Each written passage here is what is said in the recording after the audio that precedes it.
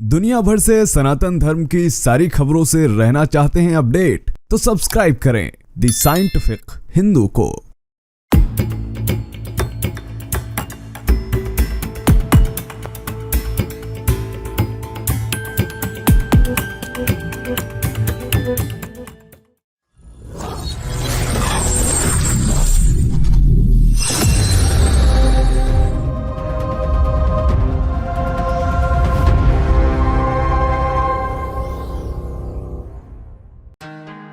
कलयुग केवल नाम आधारा, सुमिर सुमिर नर उतरहि पारा। भावार्थ इसका ये है कि इस कलयुग में भगवान का नाम ही आधार है। केवल नाम सुनने से जपने से मानव भवसागर से उतर जाता है और इसका पालन आज पूरी दुनिया कर रही है। दोस्तों, कई देशों ने भगवान श्री राम मंदिर के उद्घाटन पर जो रिएक्शन दिए थे वो काफी ज्यादा सराहनीय थे। कई देशों ने तो अपने राजदूत भेज दिए थे, लेकिन भारत में ऐसी पार्टियां राज कर रही हैं जो कहती हैं कि भगवान श्री राम तो हुए ही नहीं, कुछ नवबौद्ध भी हैं। भगवान बुद्ध। जब भी भगवान बुद्ध का नाम लिया जाता है, उनके उपदेशों की बात होती है, उनके जीवन की बात होती है, उन्होंने पूरी दुनिया को जो कुछ भी दिया उसकी बात होती है। लेकिन हमारे यहाँ क्या होता है? मैं ब्रह्मा विष्णु और महेश को कभी भगवान नहीं मानूंगा, मैं राम और कृष्ण को कभी नहीं मानूंगा। जब हमारे यहाँ भगवान बुद्ध की बात की जाती है तो पता है क्या होता है दोस्तों? होता यह है कि एक समाज भगवान बुद्ध के बारे में तो कोई बात ही नहीं करता, लेकिन जैसे ही भगवान बुद्ध का नाम आता है वो कहने लग जाते हैं, अरे तुमने हमारे भगवान बुद्ध को चुरा लिया, तुमने बुद्ध को विष्णु बना दिया, तुमने बुद्ध को ब्रह्मा बना दिया। इस तरह से बात करने लग जाते हैं। अरे भाई, क्या तर्क दे रहे हो? यानी कि ये ज्ञान सिर्फ भारत के 9 भीमटों को ही पता है, बाकी किसी को नहीं पता है, क्योंकि ज्ञान का खजाना तो इन्हीं के अंदर भरा है जो कि 50 के दशक में नए नए बौद्ध बने हैं। वहीं जब हम बौद्ध देशों की तरफ जाते हैं और बौद्ध देशों को समझने की कोशिश करते हैं तो पता चलता है कि जो बौद्ध देश हैं वो तो भेद ही नहीं करते हिंदू धर्म और बौद्ध में। फिर चाहे वह भूटान हो, चाहे वह कोरिया हो, चाहे वह थाईलैंड हो।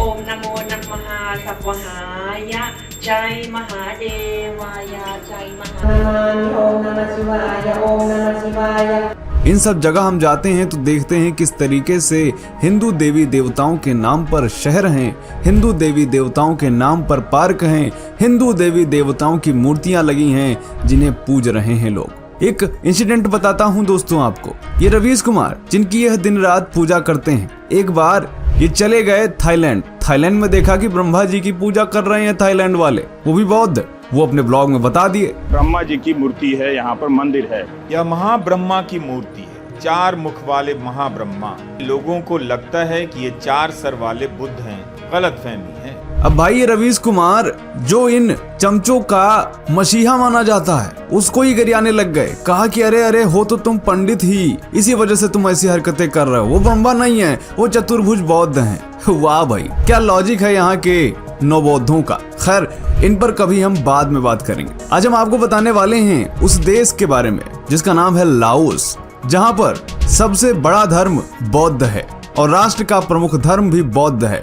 उसने भगवान श्री राम पर कुछ ऐसा ऐलान कर दिया है जिससे यहाँ के रहने वाले नवबौद्ध कुड़ कर मर जाएंगे। तो चलिए शुरू करते हैं आज का वीडियो। स्वागत है आपका द साइंटिफिक हिंदू पर और मैं हूँ आपके साथ आपका दोस्त धीरेन्द्र।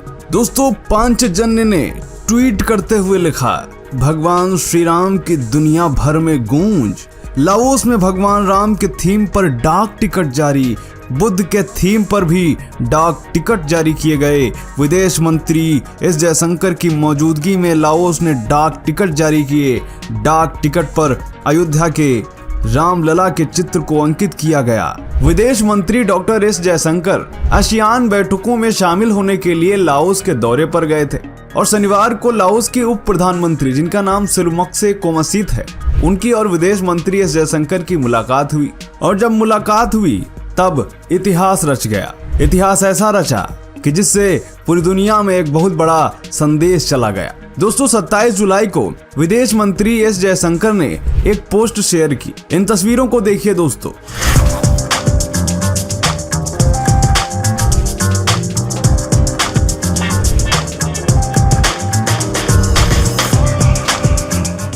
ये तस्वीरें मुलाकात के बाद खुद विदेश मंत्री एस जयशंकर ने पोस्ट की और कैप्शन में उन्होंने लिखा कि लाओस के कोमासित जी के साथ अच्छी बैठक हुई।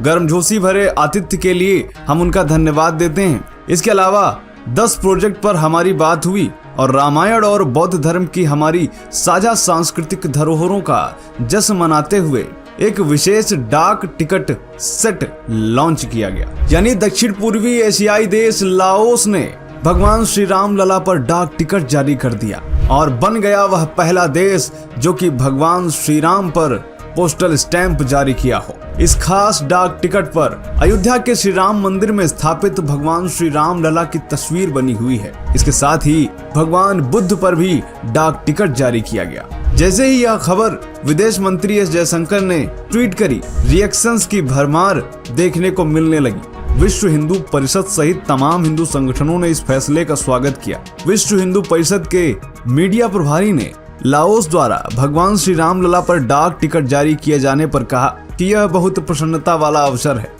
जो अपने पूर्वजों और भारतीय संस्कृति के प्रति निष्ठावान है। भगवान श्री राम लला हमारी धर्म संस्कृति के मेरुदंड में है जो कि जन जन में बसे हैं। दोस्तों, डाक टिकट में 22 जनवरी को अयोध्या में राम मंदिर में विराजित राम लला की वह काले पत्थर से निर्मित प्रतिमा को दिखाया गया जो कि 51 इंच की है। साथ ही लाओस की प्राचीन राजधानी लुआंग प्रबांग में भगवान गौतम बुद्ध की ऐतिहासिक प्रतिमा को भी टिकट में दर्शाया गया है। दोस्तों, पूरी दुनिया में दोस्तों भगवान श्री राम का डंका बज रहा है।